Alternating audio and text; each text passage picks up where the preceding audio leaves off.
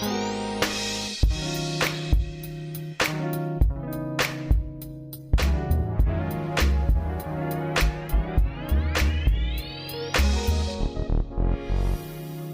everyone. On this edition of Scouting for Growth, I will be welcoming my dear French friend, Xavier Gomez. Xavier is a well-known fintech thought leader and a specialist in investment banking and wealth management with strong expertise in fintech, digital assets, and private equity. Xavier writes and speaks about the emerging trends within our digital economy with a sharp lens on what is disrupting finance, namely financial inclusion and also RegTech. Xavier is also the co-chief editor of Invio Insights, which is a global fintech intelligence platform powered by Invio.io.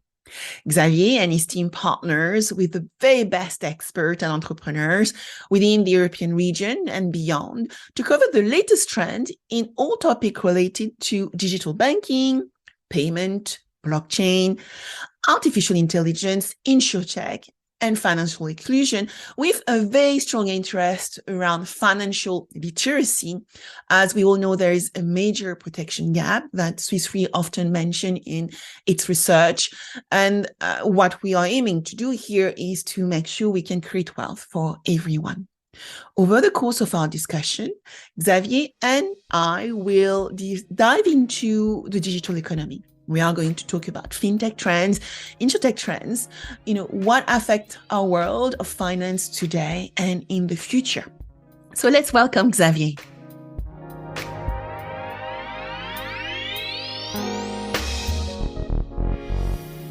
So Xavier, welcome to this episode of Scouting for Growth. Thank you for being with me. How are you doing? I'm fine. As you know, it's bloody cold in Europe, but I'm fine. This is the end of the year, and we accomplished a fantastic works with the team, and happy to share the stage with you, my dear Sabine. Well, welcome. And you know what? Last night it snowed, so it's December here, right? And whenever people are going to listen to this, to this podcast, it will probably be January, and it snowed massively. My whole terrace is full of white, and it just feels like Christmas.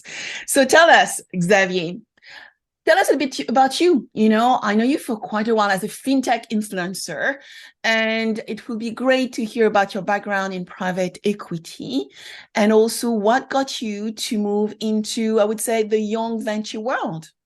Yeah. Oh, thank you. It's a challenging question. As you know, I start my career as an investment banker in equity capital market at the beginning. I move on different top management position, trading algorithmic, sales derivatives, and other different positions as treasurer of Credit Suisse in France. I worked also after the moving in wealth management for Pictet as a portfolio manager. I think I have a good knowledge in terms of banking and finance sector, in particular, and in terms of digitalization. Why? Because, as you know, in a top management bank, every time they want to be the best between the competition between Goldman Sachs, Morgan Stanley, Credit Suisse, UBS, and so on. And also, I got the good education of work in terms of mega trend of investments. And we can see today the execution of these mega trends in terms of mobility, in terms of fintech, in terms of life science, in terms of ESG. This is all the subject I worked on clearly. And my first investment for my big clients, in particular corporate, it was also in venture and private equity. This is the reason why I have all this expertise, for ultra net worth individuals and big corporates in terms of investments. That takes me to where you are today. So tell us a little bit more about Invio, right? And what your business model is, because I gather you are using a lot of your expertise around artificial intelligence and machine learning within your current environment. as well?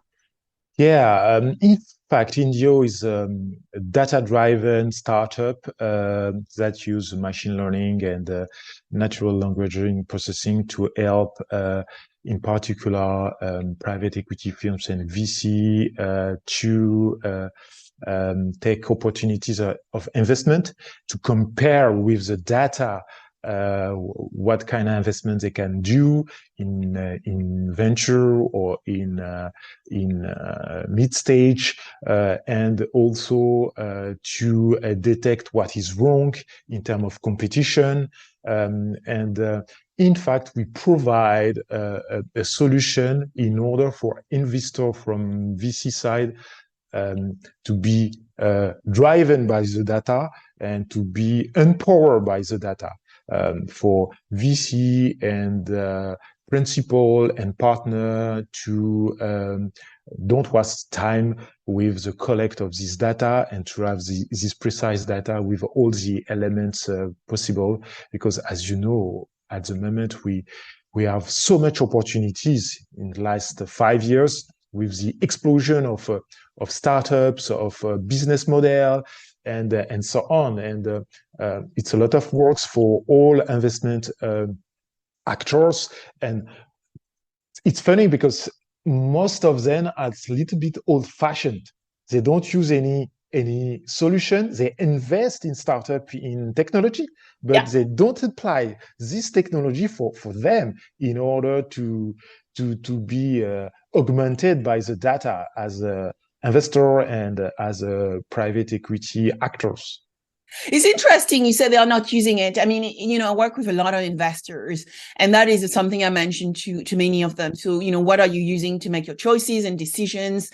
And some of them have to use multiple platforms to do that. And so what you are trying to do is solve for this multi-platform, multi-solution, and provide them with one single view of what they can do with that data. Clearly, we use their current environment and we connect. We don't change a lot of things.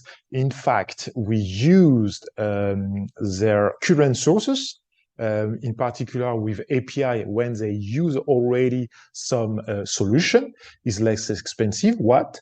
First, and second, we put a machine learning element in order to have solutions adapted to their investment thesis, because each fund is different, a little bit different. In the same investment, the philosophy of one partner will be different than another one. And this is the beauty of machine learning with the data, because you collect the data, you clean the data, and after you can make a bias as you like in order to follow your thesis investment. That's cool. So, and tell me, what is a business model, right? Because I assume, it's an as a service subscription type model that the organization goes for when they work with you. Oh, the business model is very simple. This is a license, yearly license. And some of our clients very happy about our services, clearly request us each year. It's kind of upsell, a new option, and they have a basic license we define in terms of source, in terms of solution with if they need a sentiment analysis, if they need data visualization with interactive graphic and so on. And every year they request us clearly a new things in order to have a complete environment. And this is very challenging for us and very interesting in particular at the moment. Cool. I want to highlight, we are from the same country, or at least we speak the same language, right? Xavier, un peu de français, so that everybody knows where the accent comes from. Exactly. Nobody is perfect. Which is a lovely accent. accent. I hear a lot. So I know that this is the reason why I keep it. Even I spent a lot of years in London, but I know it's successful with women. They say, exactly. Anyway, so let's go to Xavier as the fintech influencers. So Xavier, you have been leading a lot of topics, and I know you're a writer as well. Can you tell us a little bit more around your thesis as a fintech influencer and what we need to look for as we look at 2023 and the trends which are going to affect us? Oh, for me, if every time we speak about influencing, it doesn't mean anything. Why? Because I am the education of bunker, concrete seedings, and so on. In fact, I started um, by follow the other, and I just want to share my insight and knowledge. And it was funny because I followed, most of them, Jim Marous, Spiros Marguerite, and other Jean-Baptiste Lefebvre. And all these guys was very kind because I was nobody in this area. And they follow me, they give me advice, they push me to publish more, and so on. And my idea, it was uh, to educate people, to share my insight, because as you know, it's a problem of financial literacy. Finance is not mainstream, in particular in continental Europe.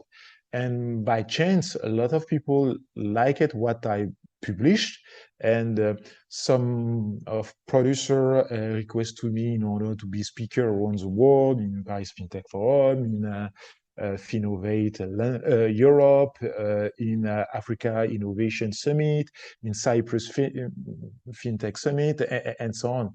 And now I have stopped a little bit and limit some speaking events because it's a lot of works to prepare as moderator or as a speaker, but it's every time interesting to share some insight with people around the world, from Latam, from US, and you see the difference and you see the trend with the same vision. I take one example, the super apps in finance. This movement came from China with Tencent, WeChat, and so on. And I spent some weeks in United States, and it was funny because when I get a panel in Finovate USA, most of audience say, "Yeah, we don't have any US player for super apps. What's wrong with US?" and so on. I said, keep it easy, guys. You have the money, you have the technology, you have the power. You can make one day. This is not the time. That's all. It's a question of time. And of course, I'm pretty sure you will get your leader about super apps, and maybe this is what Elon Musk want to be with Twitter. We can critique Elon, but we can see, and I like to see this difference in terms of culture, of consumption, of finance, and so on. This is very funny, and yes, influencing open me a lot of opportunity and to speak with great people, powerful people, and this is the aspect of influencer I like. Which is great. And it's true, doing the work. And I don't really like this title influencer, so I tend to prefer to use thought leader, or even I would say, how you share your ideas with the world and see what people like and what people like less. But you're absolutely right. The conference journey or going to conference require a lot of work. And like you, I've had to be a little bit more mindful of my time and actually limit the conferences I attend every year, and probably work with the same conference organizers, because then it becomes a bit easier because you know them and you know how they work, so that you can deliver quality rather than, I would say, quantity. So it's all about creating quality content, whether it's moderating or delivering keynotes.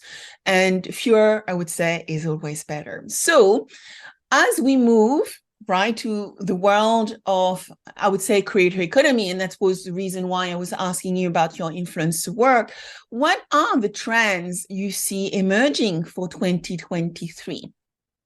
Clearly, AI. Artificial intelligence will become real in organization. No-code AI, with its easy drag and drop interface, will enable any business to leverage its power to create more intelligent product and service. And you see now with the buzz last week of OpenAI with ChatGPT, you know, this is the start. It was just amazing for me because I didn't expect it's come so early, in fact. Yeah. And you know, when you ask the data scientists or data engineer in terms of salary is huge, but now you can have an alternative. I don't know which kind of development ChatGPT will go, but it's just amazing. And for me, for the next 10 years, clearly AI is an uptrend, and with this kind of acceleration, it's clearly a big top trend for the year and the coming years, clearly. AI will also augment nearly every job in every business process across industries. More retailers will use AI to manage and automate the complex inventory management process that happen behind the scene. So convenient trends like buy online, pick up, and curbside. It just amazing in terms of experience for customer experience, you know, because now the AI machine learning can improve your experience of a consumer, and more or less with fintech solution you can have a priceless experience, you know. Absolutely. Yeah. What else? Yes, what else? It was a big buzz, but now we expect a concrete result, but it's clearly a metaverse. Metaverse with the bet of Meta, ex Facebook, in particular in GameFi industry, GameFi for gaming and finance, because in gaming industry, we see a lot of big developments. It's more or less a 300 billion of US dollar market. You see a lot of exchange in terms of payment, or people are ready to pay to see other playing on different games, and clearly I don't particularly care for a term of metaverse, but it's become shortened for a more immersive internet, and the concrete application of metaverse, it's clearly in the gaming. And experts predict that the metaverse will add 5 trillion of US dollar on the global economy by 2030, and we will see next year what kind of direction the metaverse will go for the next decade. And of course, you link metaverse with augmented reality and virtual reality technology, and we'll continue to advance. Clearly, for me, it's just a question of time and application in terms of sector. So you mentioned two things I want to deep dive into. The first is, you know, the low code AI. It's interesting because I'm doing a piece of work for one of the big techs, and I was looking, so how many AI people are there out there? I've not found the number, actually, the real number, Xavier, but I found an article from Tencent, which said that there were 300,000 expert AI people around the globe. Right? So what you are saying around the low code, no code, and if we can do low code, no code AI, you and I probably can code, and maybe you're much better than I, but you know, we can do potentially proper AI. And the question I have is, do you think it's where we are going, where people who are less literate into artificial intelligence, but know what outcome they want to do, would they be able to deliver AI algorithm? And should they? Because then you also have the theory or the issue of ethics and fairness around artificial intelligence. So that's my first question. Now, from Meta, an interesting thing you mentioned, and it's about understanding immersive. I 100% believe that, the immersive internet is on its way.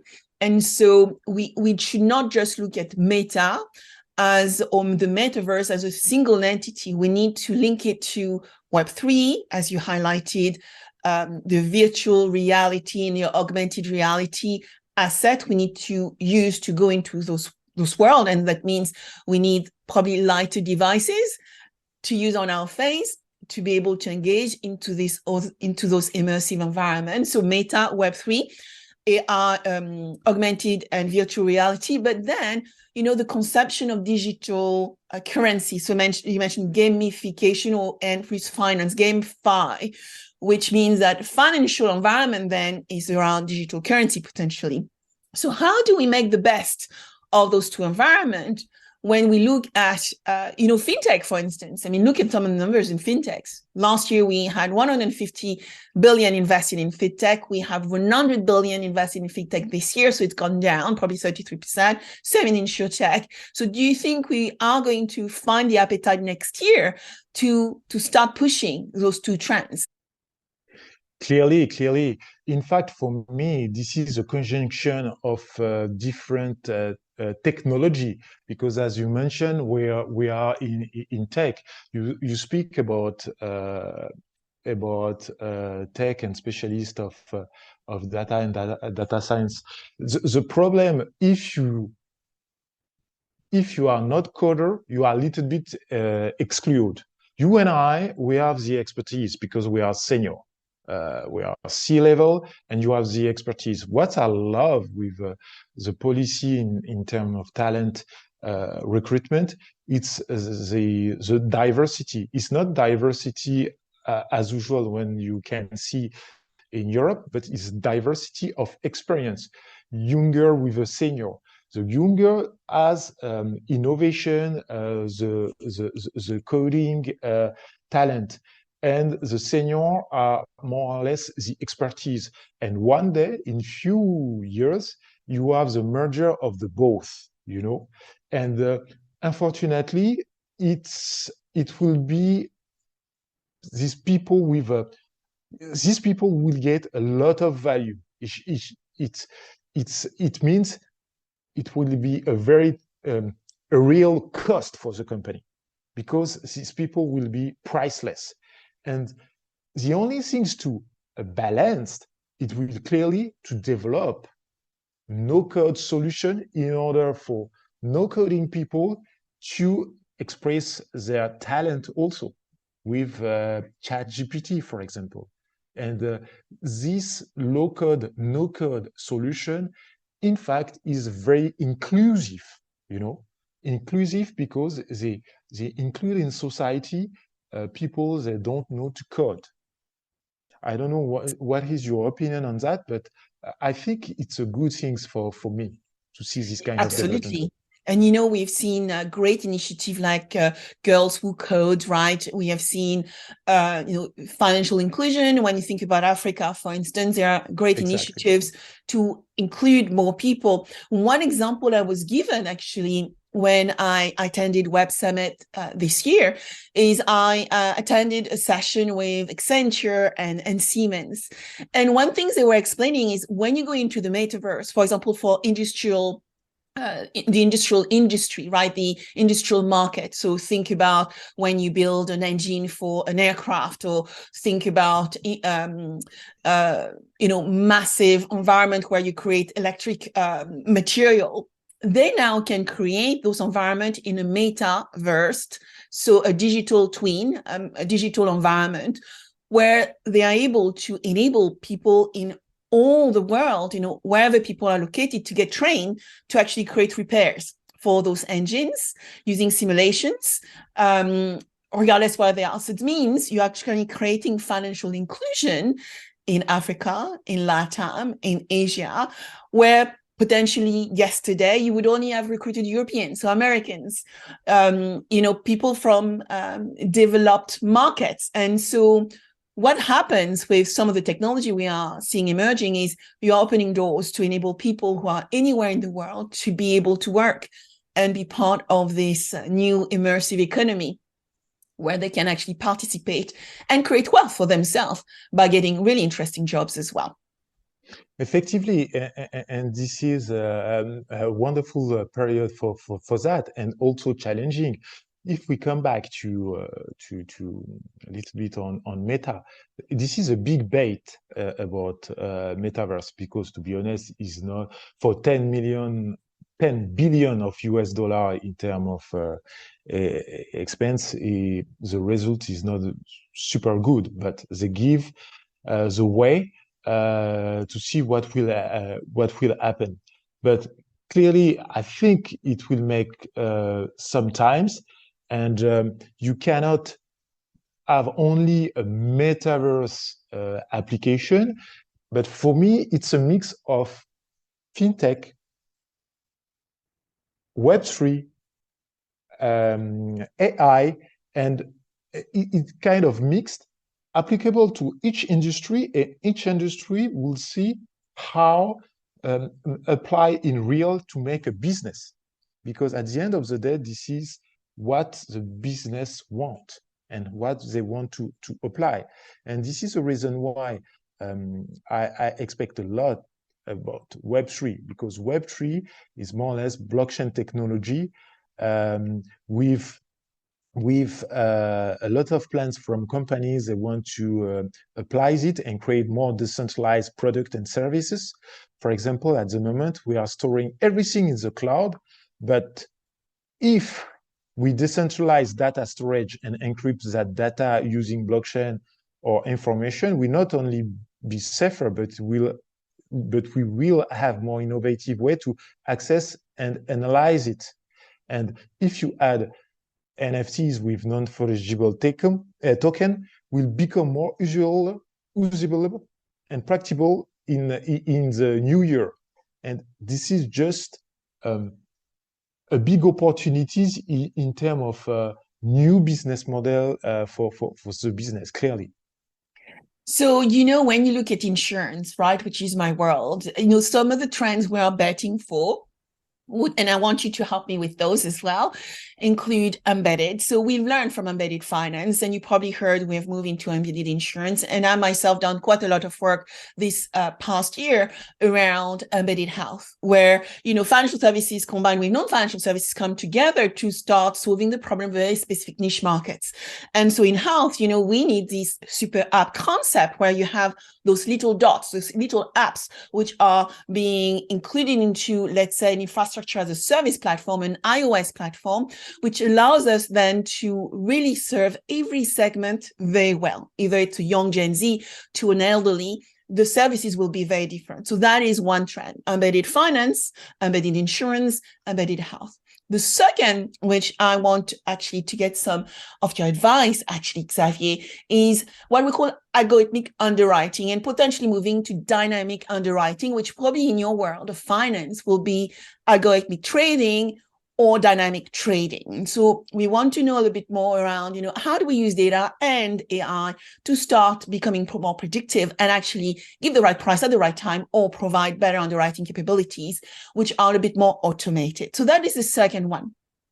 The third one, I think all these, which I mentioned, are going to impact what we call the future of work. You and I probably working some days at home, some days in an office, but we like that hybrid world because it allows us to manage work-life balance a little bit more rather than spending 2 hours per day in public transport. So we can use that time maybe to exercise a little bit more or do things with family and friends. So that future of work, therefore, is linked to the two others, because then you need to look at data security and cyber to actually make sure that the people who are using the technology from home are safe and are able to do their work and work with client in a secure environment. So I'll expose on those three themes and see what your thoughts are, Xavier. Yeah, it's funny because every time I see the opposition between fintech, insurtech, finance, and insurance. For me, insurance is included in finance, and it's strange because insurance is not for few people is not considered as sexy as a sexy, but I think, from my opinion, this sector in particular with insurtech solution, this sector should be sexy and attract best people, because in fact this sector in terms of mission, Poolfi holds the ESG request, and this is a very powerful sector for the better of human being. And what you mentioned about embedded insurance is currently a red hot topic in the industry, because he has permitted many of recent conversation with a client evaluate how embedded currently impact or could impact their distribution plan. For me, it's a sense of urgency is compounded by disruptor companies like Tesla, with Elon Musk throwing their hat in meaningful way into the insurance ring, and it's very interesting to see this kind of new player. And some recent perspective on embedded insurance has focused on technology requirement for carrier to play in this space, on the architecture required to embed their products. Others have a different take. For example, coveragers focus on product design, on the key to success. And for me, clearly, embedded insurance gives the opportunity to insurance industry to be sexy and attract the best tech talent, from my opinion. Yes, you're absolutely right. You're absolutely right. We have a you are more specialist. You are more specialist than me, because I worked with as a former banker for also for insurance. But it would be also interesting to have your opinion on that. And clearly, for me, insurance as a leverage to attract the best talent, and also to provide a better world, with ESG requirement application. Yes, you see, it's interesting because as you know, we have a talent gap. We have a challenge to recruit talent. However, the organizations which tend to be far more innovative, I know the theory or the garage thinking, where you had an environment which was really conducive for innovation and where there was space to think, including other things, is probably a bit gone. However, I would say organizations which have a corporate venturing arm, work with startups, work with new propositions, and invest in them, tend to acquire and attract more talent than those who do not. So insurance is getting attractive when they start looking at things younger people are interested in. You mentioned ESG and sustainability, which permeate everything we do, right? Insurance for good. And so when insurers have clear purpose to do good for the industry, and then do that with a younger mindset, they tend to be more successful to attract talent. Therefore, involving them into the artificial intelligence projects, helping getting their thinking about why would they prefer to do embedded rather than, buying normal products. And then you get the real lens on people who are potential customer of the product themselves, entering an environment where they can be much more critical in the design of the product and the future, and services of the future. So absolutely true. Actually, Xavier. I mean, for me, when you look at our industry, I always wonder, and it would be helpful to hear from you, how do you see incumbents, where should they focus their attention in 2023 incumbents versus startups, what do you see the divide to be between those two groups? The incumbent established market versus the new players. What should they do? Where they will focus their attention? What do you see from the conversation you're having every day? Oh, challenging question, but it's clearly in terms of experience, I mean customer experience, because at the end of the day, we are there for customers, people or company, and customer experience change should lead 2023 and beyond for me. And in particular, as you know, this is a challenging period in terms of growth. You have a lot of cloud in terms of geopolitical, energy crisis, and so on. And if big companies, the insurance, finance sector knows to talk to a final client, this is a winner. And customer experience expectation rising now, because you have a lot of apps, solution, new startups compete with big companies in terms of services. So customer journeys in banking have grown increasingly complex. Shopping for new financial product, service, or provider no longer begins and ends in a branch. Customers want a simplified and streamlined experience on the channels they prefer at the time that is most convenient to them. And I think more, I don't remember where I read that, but I remember more than 80% of customers say a positive experience will drive a future purchase decision.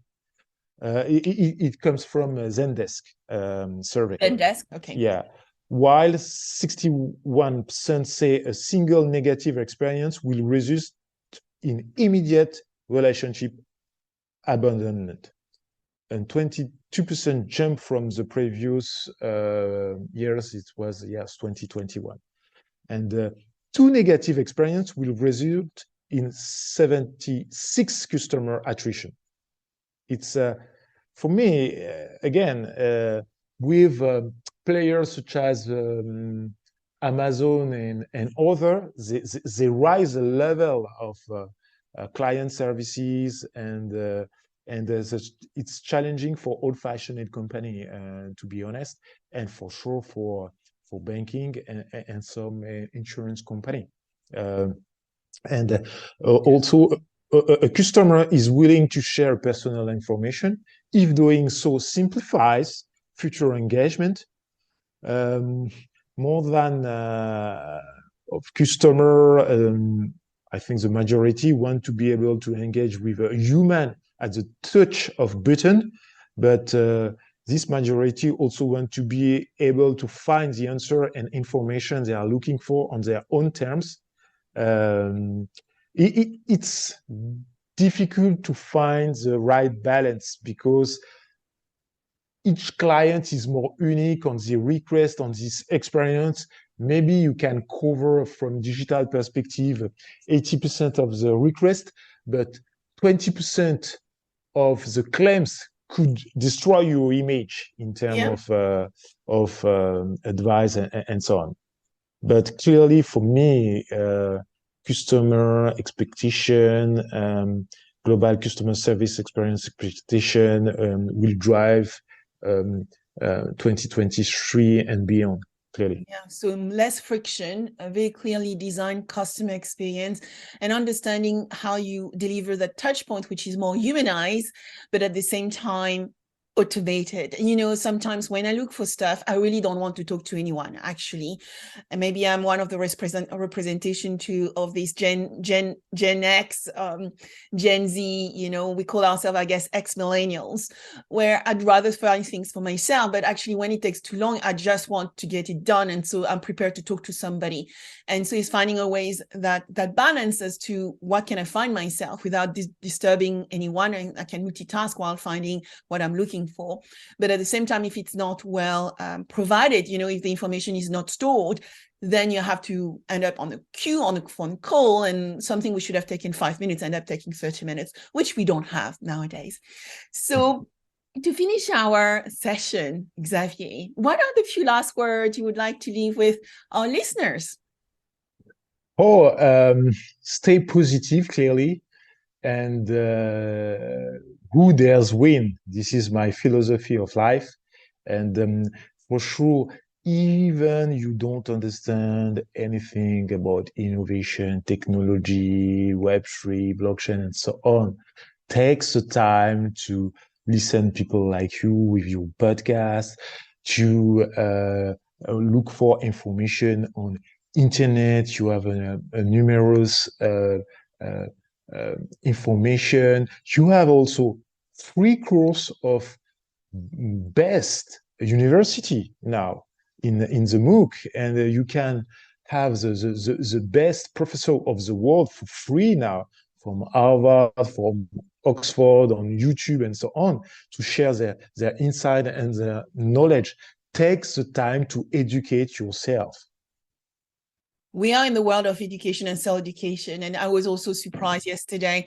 I was talking to the team at IBM, and they also are making all the same content, which is available for the IBMers free for all their partners. So any training that one is looking to do as a partner of IBM is now free and made available to their community of partner, which I found that amazing. So there is content. Education is, I would say, you need to take an opportunity to learn. And both of us, I know, we don't have a choice. We need to learn all the time.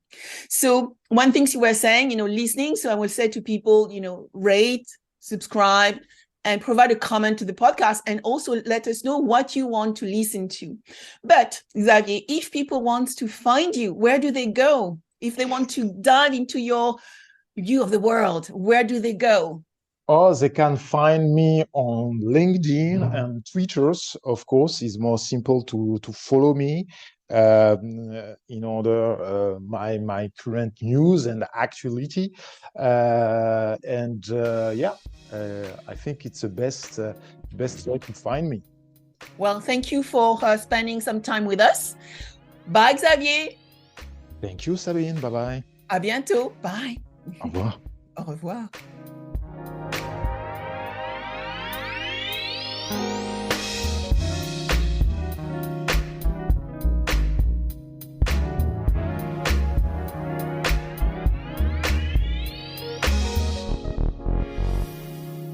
If you like this podcast, subscribe now, share with your friends, and if you enjoyed it, please give it a 5-star review.